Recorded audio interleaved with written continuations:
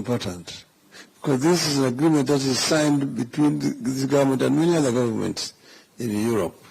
In fact, EU has got regulations about mobility of labor and how this, those people migrating from one country to another country are to be treated. So this is what we want also to happen to our people, our Kenyan people, so that Kenyans who live out here feel protected and they cannot be exploited by anybody. So I'm going to the AU if I'm like to be employed, to go and work for Africa, to ensure that we can be able to create an environment for Africa to grow. First, we want to promote inter-African trade, because Africans are spending too much time looking for markets for their goods, and they've been sometimes offered very unequal terms. But yet there's a market in Africa that they can use to market those goods. Second, we don't want Africa to remain just a supplier of raw materials for the industrial West. We want to have value addition taking place within Africa itself, so that we can create employment for our people in Africa. Africa is the richest continent in the planet Earth in terms of raw materials. All the industrial raw materials that you use in these countries, most of them come from Africa. Africa was the origin of iron and steel manufacturing. The first mankind to use iron tools was in Africa. Africa made iron before the Europeans. When the Europeans were still in the Stone Age, Africans were already using iron at that time. So Africa can actually claim its position on the planet Earth. It's a paradox that the richest in resources is also the poorest in terms of living conditions of these people. So we must change this. So inter-African trade. Then the other one is the issue of climate change. Climate change is a major challenge. You can see how the Africans living now between drought and floods. That's how we live now in Kenya. Mafuriko, pande nyingine ukame, na njaa yote inakuja na hiyo yao yote. Lakini Africa itself is not the offender. The offense is coming from here. You guys are fortunate to have come here when now they're cleaning the environment a little. When I used to live here in Europe, in Germany, if you wash your clothes and hang it there in the window, it's a white cloth, tomorrow it will be brown. Because the air was all polluted with industrial waste. So this place, they were all burning, coal and diesel and so on and so forth. So the people who have actually polluted the environment are here. But Africa is a victim. And Africa therefore needs to get proper compensation for what it's doing. Because we also have one of the biggest carbon sinks in the world that helps remove carbon from the environment. That is another issue that we want to deal with when we go there. The issues of health, the issues of security, the issues of education, and so on and so forth. So this is why I say that let me take leave from Kenyan politics, ili nifanye siasa huko Afrika.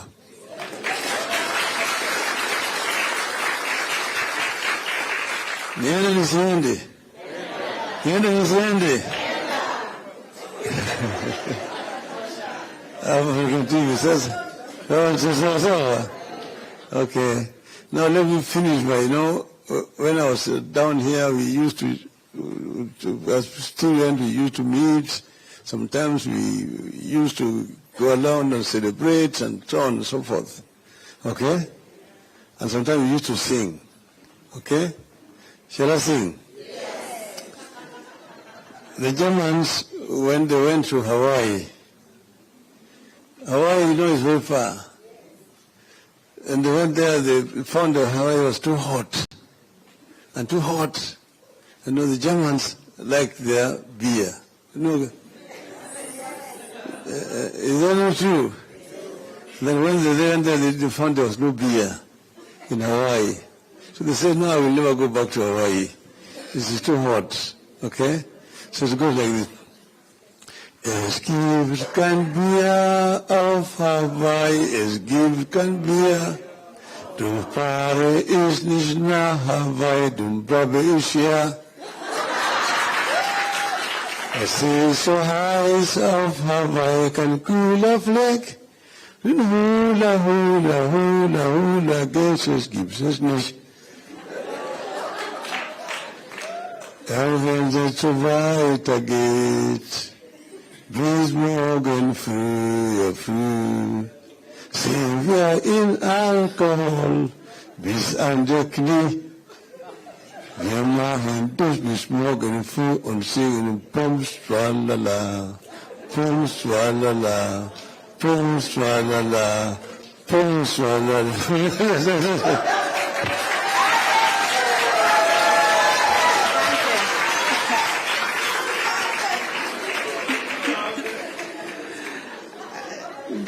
Danke schön, Baba. Danke. Your Excellency, if you permit me 1 minute. Thank you very much for squeezing time out of your busy schedule to meet our diaspora family. As your diplomats here in the diaspora, when we come, we are part of this family. Yesterday they came from all over Germany to listen to you. And I'm happy that this could happen today.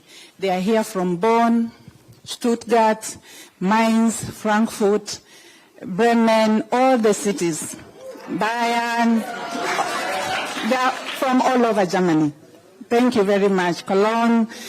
And we are very happy that we could have this moment. And they are also from various professions, making a contribution to the German economy and to the Kenyan economy. So thank you very much, and let's continue in this spirit. We work with them together. They received me very well.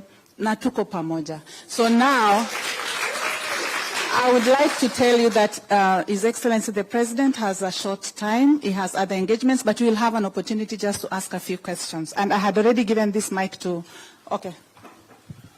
Thank you very much, my friend. You have the floor. Good morning, everybody. Mr. President, Honorable Raila, Mudavadi, and everyone in the House, good morning once more. My name is Ismail Mengistu Pinto.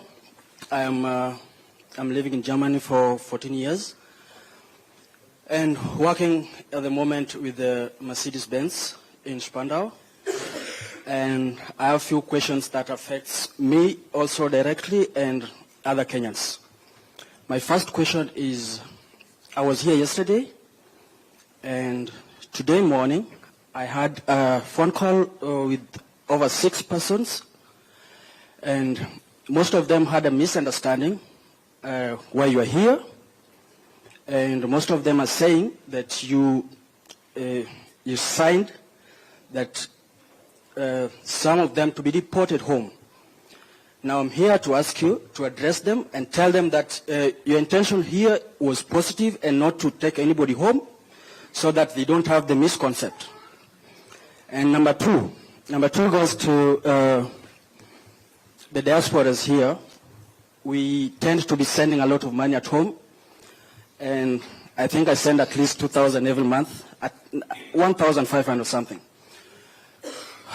There's a time we fly home and we are told that the things or the goods, the gadgets we carry for our families cannot be allowed to give our families in there. And most of us were frustrated at the airport, and some of our belongings were left in the airport and we never had them.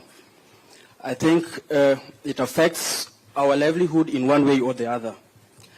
My last question, I'm a businessman, also in Kenya, and it wasn't easy to do business in Kenya because there are some parts of the government that comes to the shops and collects some money and find different problems which are not worth being the workers to be taken for to the cell. Thank you.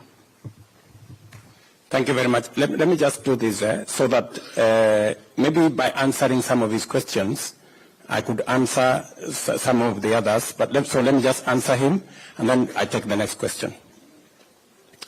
The negotiation of this agreement is a negotiation between the government of Germany and the government of Kenya. It is an agreement that is open. You can read the agreement. You don't have to wait for anybody to tell you this agreement is about sending anybody to Kenya. Just read the agreement. You are lucky you understand German. It is both in German and in English. You know, so you just need to know to read the agreement because it provides for us.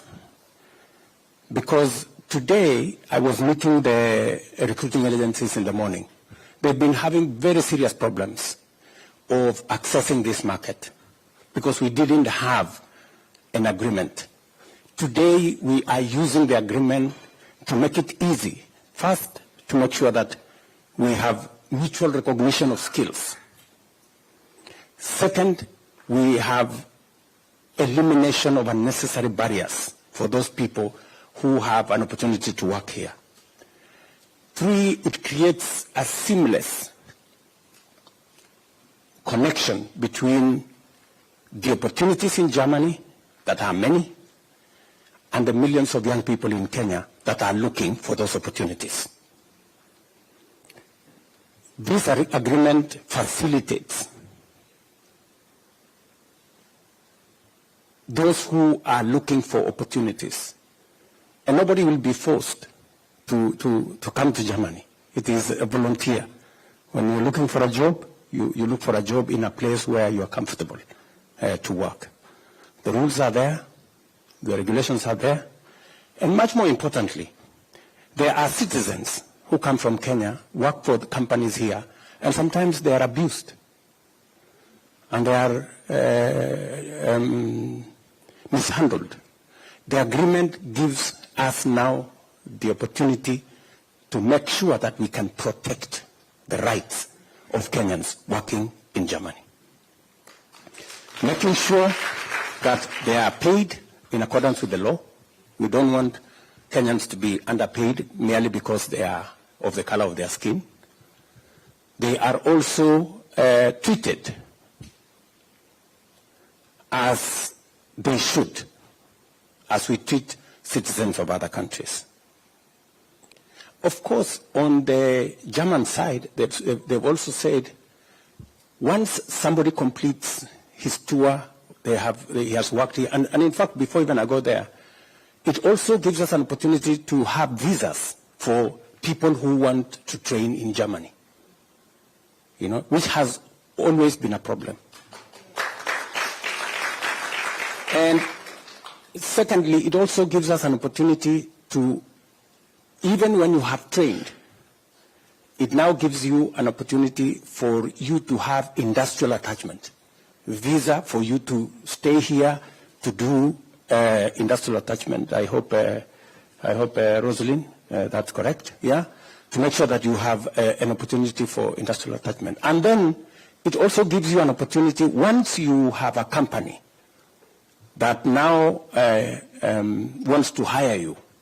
It also makes sure that you have the legal framework for you to work here with proper documentation. So that is the reason why we signed this agreement. And it is because we have millions of citizens in Kenya that can benefit from hundreds of thousands of job opportunities in Germany. It is also what we are doing with other countries. We are currently negotiating with the US. We are negotiating with Austria. We are negotiating with another 19 countries on how the single most important asset we have, our human capital, we can use it to drive our economy. As you've heard and you've said yourself, our diaspora, Kenyans working abroad, like you, Bwana Ismail, you are contributing to the economy of our country. We have $4 billion of remittance from diaspora workers like yourselves, and it is making a difference in Kenya. It is my intention to take that to $10 billion, hopefully in the next 5 years. Yes, it is possible. It's doable. So that we can use it to drive our economy. You have said that there was, just hold on. You've said that there was a problem at the airport on gadgets and stuff like that. I think there was a problem. It was flagged out, and that problem was dealt with. So that we have a look at. We also need to be careful. If you're taking stuff to your family, it has to be clearly to your family. But you can't have 20 iPhones. I mean, honestly, because no. But you see, we really must, as Kenyans, we must also be responsible. You know, let's be honest. We must also be responsible. I know there are cases where sometimes it is stretched to absurd, you know, a realm of the absurd. And if you want to do business, it's good to do business. And it's good to say, okay, I'm doing this business. Then you also keep to the rules of doing business. If other people are paying duties for them to sell phones, we shouldn't have another category of people who are not paying duties and therefore take advantage of the others. So I think that is an area we need. But for clarity, if matters are for family use or your own use, there shouldn't be a problem, and we've given firm instructions in that direction. And then finally, you asked me about the last question. My last question was, I own a wine and spirit shop. Yes. And every week there's either a police or a county council or somebody from the government Correct. coming to arrest the ladies and drugs in the shop in the name Of this license or that license. yeah, Yep. but the license is there. So I get what you're saying. So we have been working with the counties. You know, finally, we now have a working, devolved system of government. And we are encouraging county governments to look at businesses as the engines of growth in their areas, and that they shouldn't be harassing business people. We are also working with counties as a national government to assist them to harmonize the licensing regime. Some of the counties are now looking at how can they have one business permit so that you don't have to be licensed by 10 people. You don't need NEMA, and then you have this Poisons Board, and then you have the other one. And progressively, we also want to leverage on technology. That you see, it is easier if things are done using technology, so that somebody doesn't have to come to your shop. They just need to go and find out, this is business X, Y, and Z. Do they have the requisite permits? Are they compliant? And that should stop there. But it is work in progress. Okay. Let me take a lady now. Yes, madam? Here. Oh, yeah, there's already one with a mic. Yes, Your Excellency, it's a pleasure and an honor to have this opportunity. My name is Natalie Schrogel. I work for a management consultancy. Natalie, yes. Natalie, yes. I work in the management consultancy sector sitting at the intersection of digitization and systems leadership. So, and we serve the public and the private sector to close the digital divide. So as we get ready,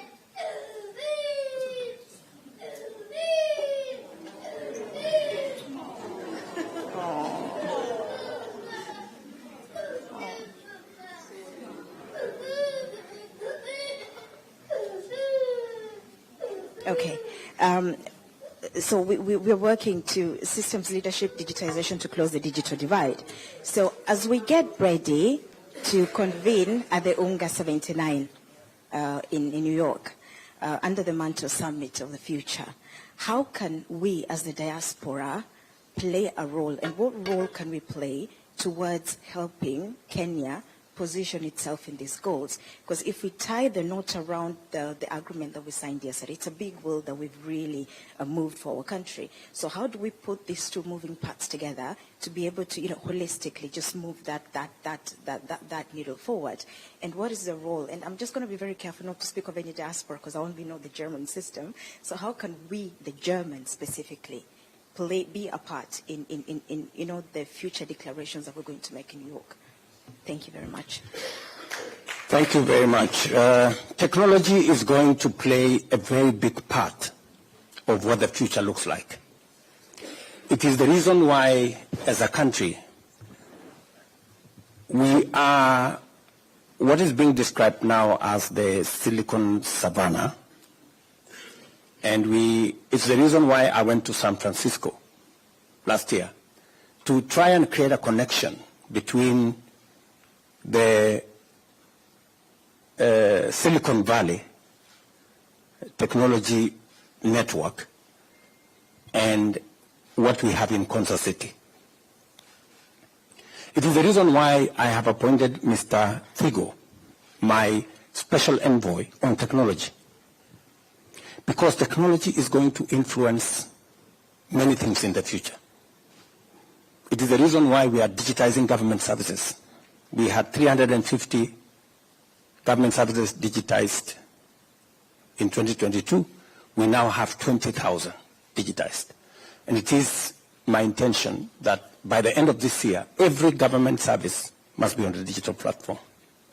So that it doesn't matter where you are, whether you are within country or even outside country, you can engage with government and you can get access to government services.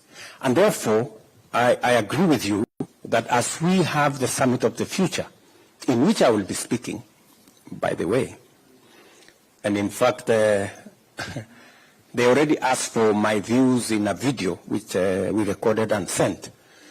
It will be a very important intersection between where we are coming from and what the future looks like. And it is the reason why we are going to Parliament, because there is now going to be another divide, the digital divide. We were left behind before. This time round, on technology, we do not want to be left behind. And it is the reason why we are discussing with Parliament how we are going to create the legal environment and the legal infrastructure to support our growth of this sector. Luckily for us, Kenya is a very tech-savvy country. And as I talk to you, our plan is to have a digital hub in every ward in Kenya. That is why we are rolling out fiber optic using Kenya Power, so that every place when Kenya Power is delivering electricity on the same backbone, they will be delivering internet. And that contract has already been signed. It is actually works in progress.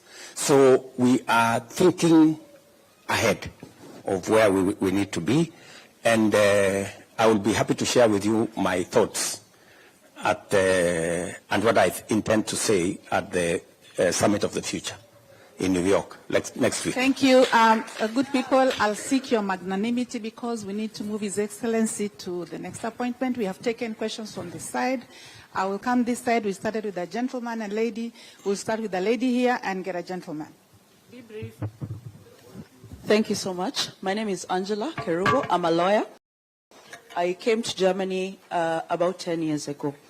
I'm excited about the labor mobility agreement because it creates opportunities for other people. I speak this because as someone who came from a legal profession, a lot is said that you cannot work as a lawyer in Germany because of the different areas of law.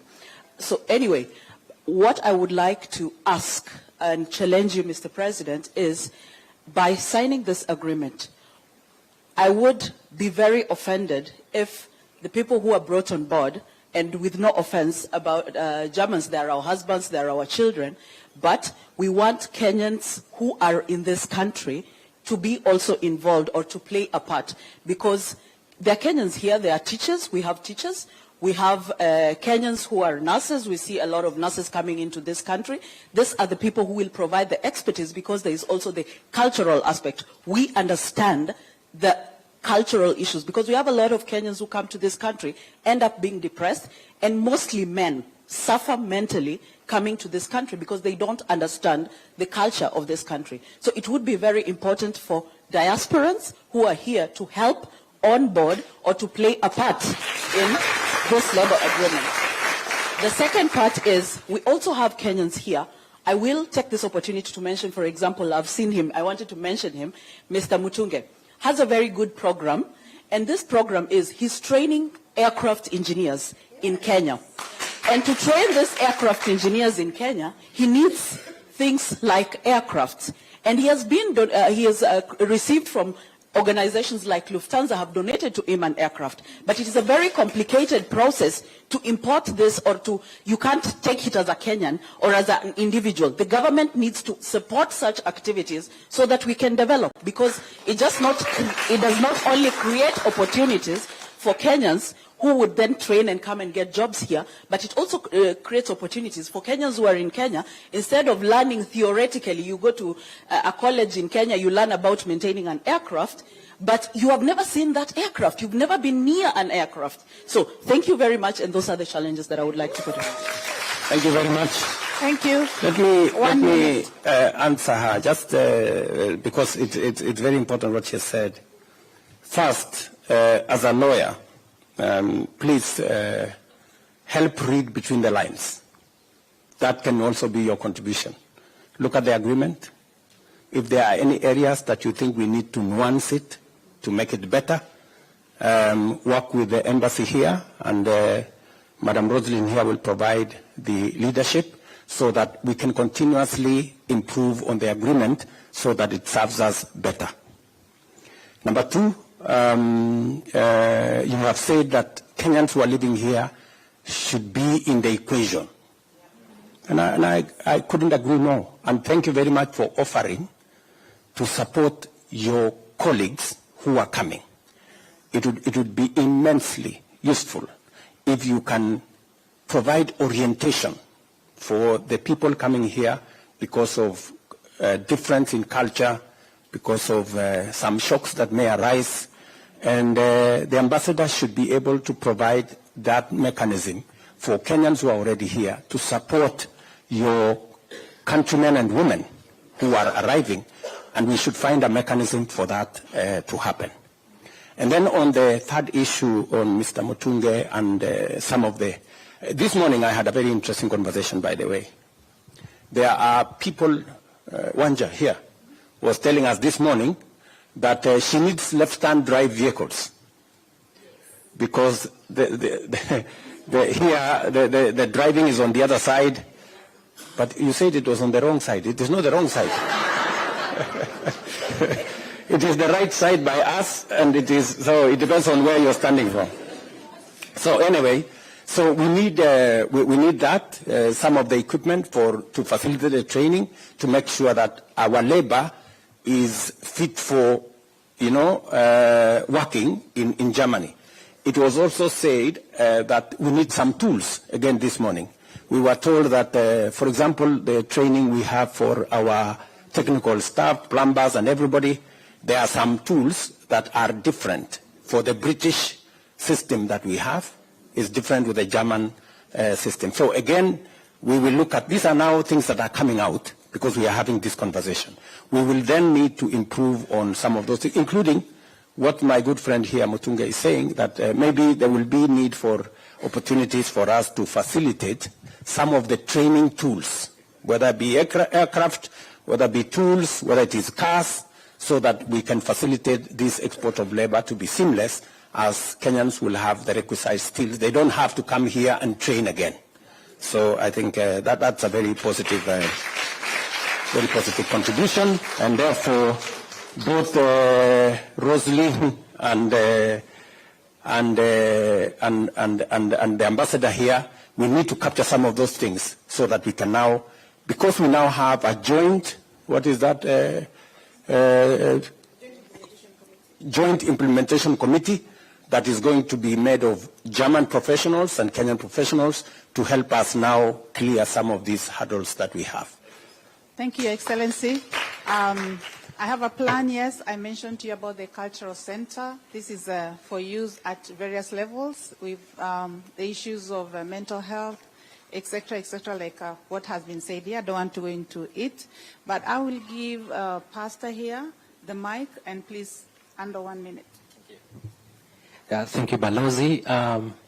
My name is Bishop Wamare, and we are here representing a large constituency of pastors who are coming from different cities in Germany. And we have, of course, one message that we'd like to extend to you and to the leadership, that as a church, are people who are seeking reconciliation and peace and prosperity of the country. We love you and we are praying for you as a mandate of the church. We have a number of concerns, but I'll mention two very fast. One, we have a number of Kenyans here. They would like to get married, but it is quite complicated for them to go back home.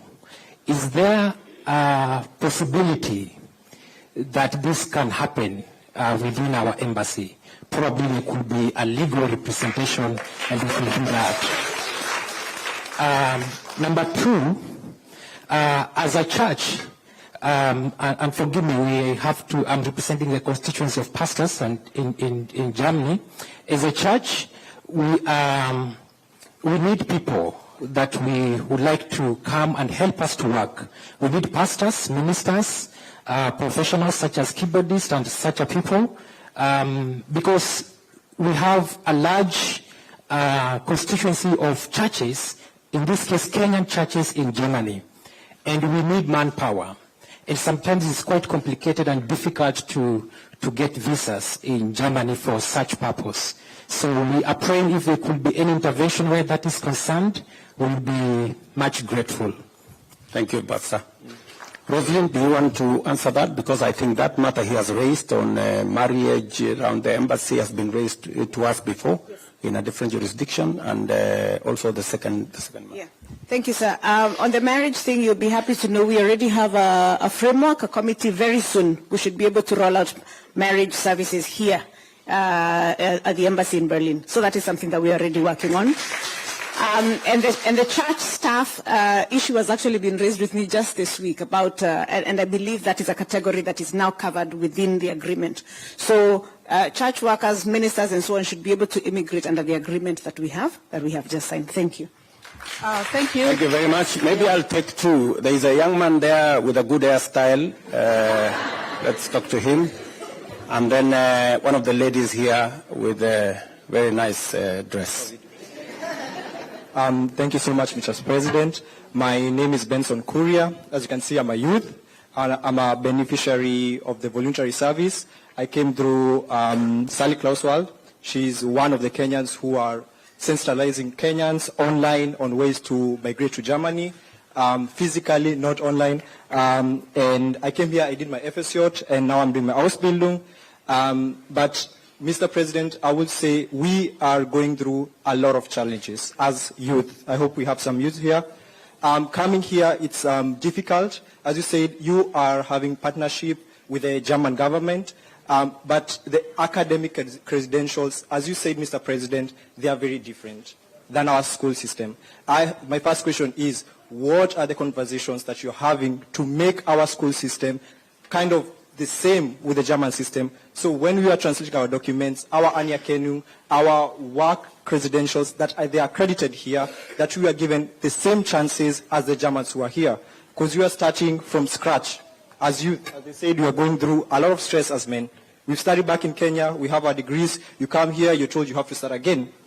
And on my second question, I will say thank you so much, Mr. President. As you said, you're weeding out some of the problems that have been there. And thank you so much for appointing our new ambassador. We have been given a chance, which we never had in the previous leadership. We'll say we have to be honest, that we are here and we are able to address our issues. And we are asking as the youth, can you incorporate us here in Germany, for example, as immigrants, that we have accessibility to the labor department. Yeah, when we want to work, we have our credentials to be signed.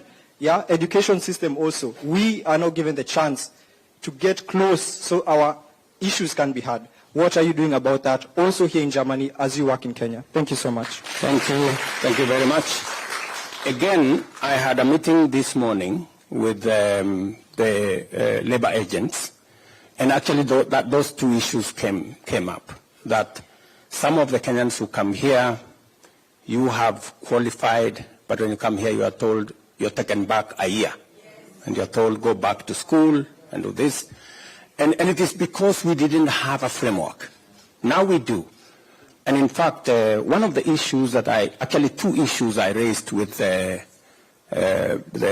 German Chancellor was, how do we have mutual recognition of skills? And it is provided for under this agreement. We will now work on how does a plumber in Kenya, an engineer in Kenya, a nurse in Kenya, how do we make sure that they have the same qualification, so that when you come from Kenya as a nurse, it is already recognized that if you are licensed as a nurse in Kenya, it is the same licensing that can get you into the German space. So those are the Chancellor, by the way, told me that they are also having problems on their side. They have like 230 institutions that license different categories, and they are also trying to see how to harmonize.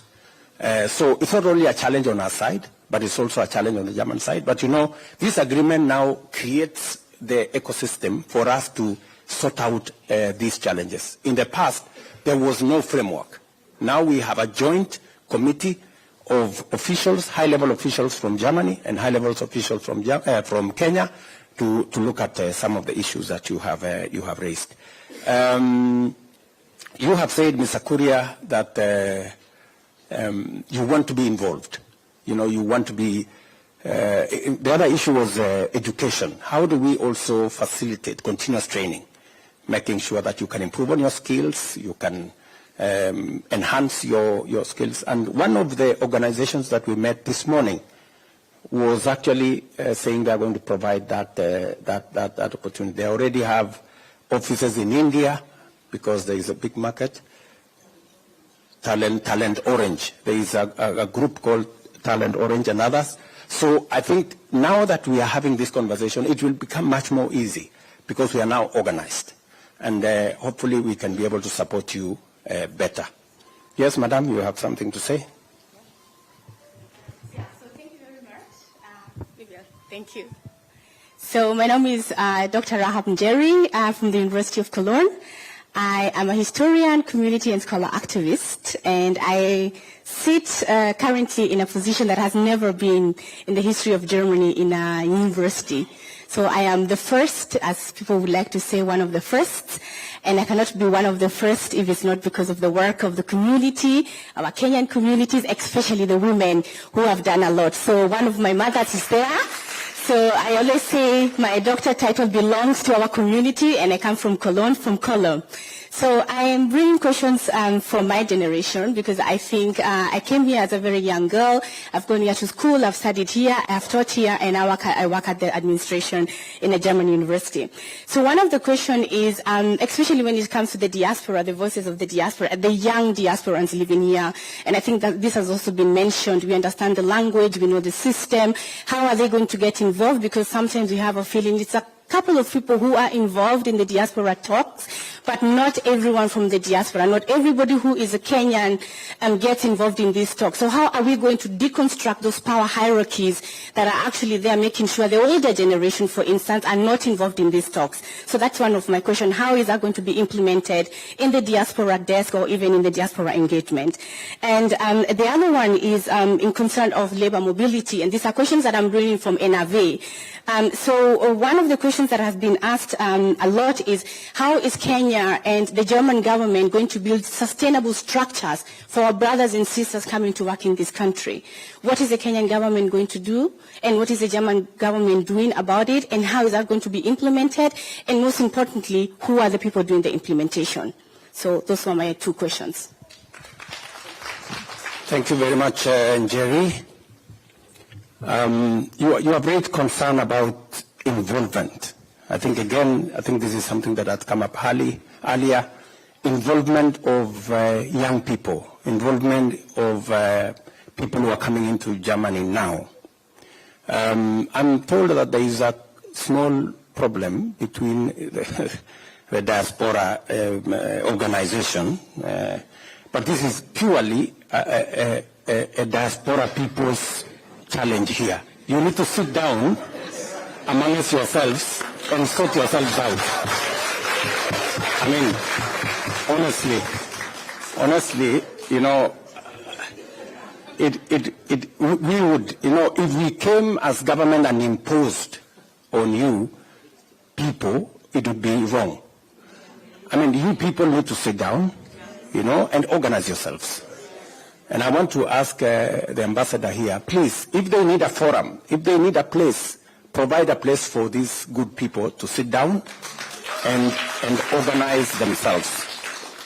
It would be very good if we have the people who said they have been here before and they will help in understanding to be part of it.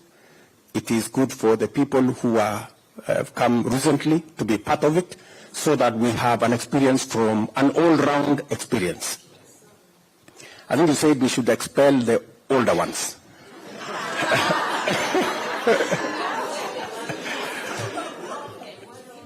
So, as we involve the younger, we should also keep the older ones there, so that we have a buffet of ideas and experiences. And so I would really encourage you, and Jerry and all the other good people here, please, you know, help us organize yourselves.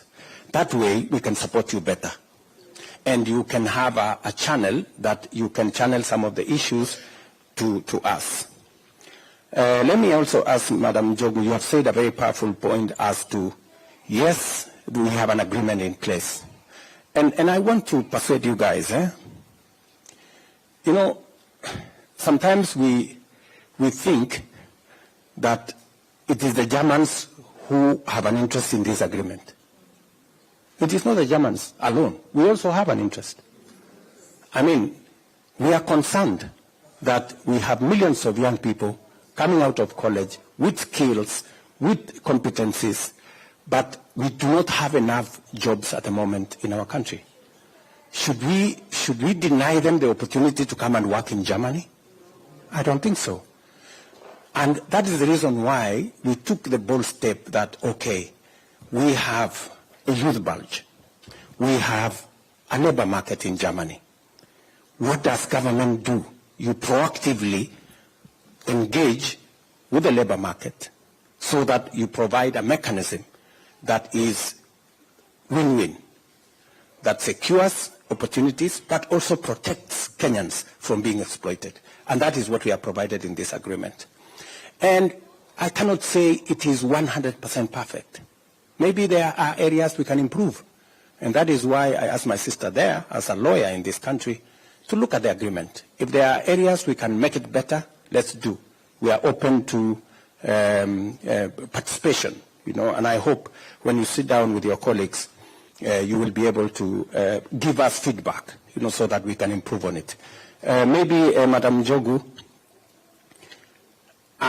in this implementation committee, are people in diaspora involved? So maybe that is what they are saying, but maybe now through the embassy, we should be able to create a mechanism where people in the diaspora can be part of the implementation, so that they can, and if you can get a representative or two to be part of the implementation program, at least from the Kenyan side, it would be an important addition. Ambassador, are we able to do that? Yes, Your Excellency. Constituting a delegation from the Kenyan side is a sovereign, decision. So we and can, you can choose from university, you can choose from where your skills are located. Correct. So that is for us. So it is our responsibility to constitute our delegation. Exactly. So, and we are saying, let us involve. So we get somebody like from a university or from an organization. We call them advisor. If they are not like already within the government, they will be advisor forming part of the team from government. Great. I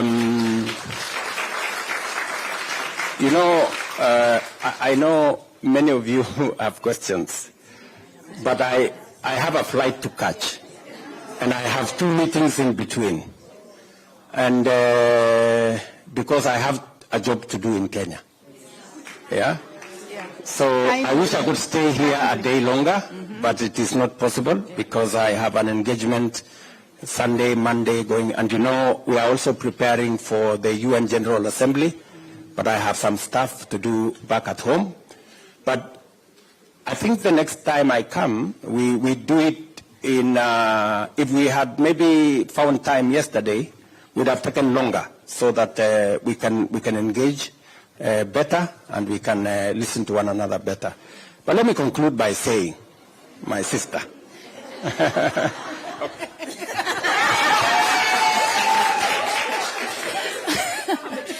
Thank you. Asante sana, Your Excellency. Protocol observed.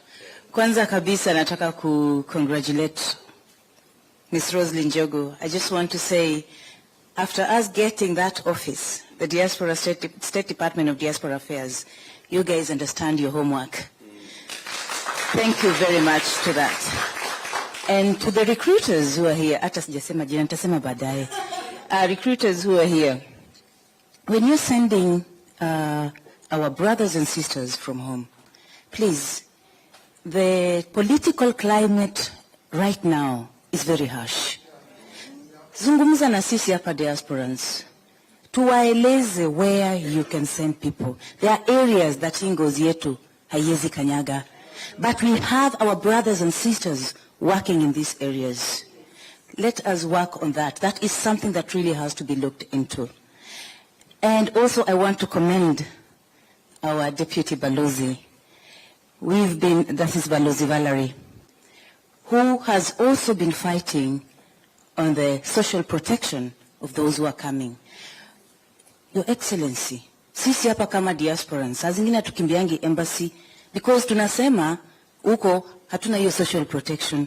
But Ms. Njogu alituhakikishia kwa meeting na tukasema asante. And I heard her say at the meeting of the Friedrich Ebert Stiftung, where we were discussing mambo ya labor migration with Joachim Stamm, and ulisimama ukasema ukatuhakikishia all those who will be coming here. So please help this office to offer us that. Kwa majina naitwa Jacqueline Kuhn. I'm the founder of Kenyan Women in Germany. Mimi kazi yangu hapa na wenzetu hapa hivi to help in integration. Na all the diasporan leaders, by signing this treaty, ndio sahi kazi imeanza. Haikuwa imeanza, ndio imeanza. Tushikane mikono na tushike hao wanaokuja. Asante. Thank you very much, Jacqueline. You know how rare it is to get a compliment from... So, Madam Njogu, congratulations that you're doing And when I made the decision that we are going to have a State Department for Diaspora Affairs, I was very clear that there is a big constituency out there that need to be served by the government of Kenya. I'm very happy that we have made huge progress. And Madam Roslyn and her team at the State Department of Diaspora Affairs, they have been on the ball. And the job is not yet done, but it's work in progress. And I want to ask all of you, let us support the State Department so that they can serve all of us better. To you good people, asanteni sana kwa kutupokea hapa Germany. Allow me to